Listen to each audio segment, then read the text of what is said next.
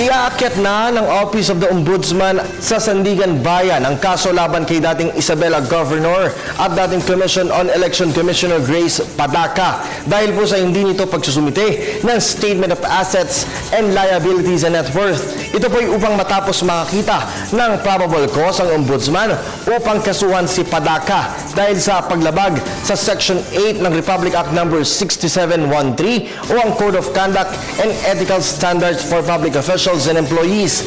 Batay po sa mga dokumentong kanilang nakalap, naghain ng kanyang salin si Padaca mula 2008 hanggang 2010. Gayunman, iginiit ng kampo ng dating gobernadora na hindi nito alam na walang kopya ng kanyang salin ang Human Resource Department ng Office of the Provincial Administrator of Isabela. Ngunit sagot po ng Ombudsman, hindi ito katanggap-tanggap lalo't tumagal ito ng 2 taon.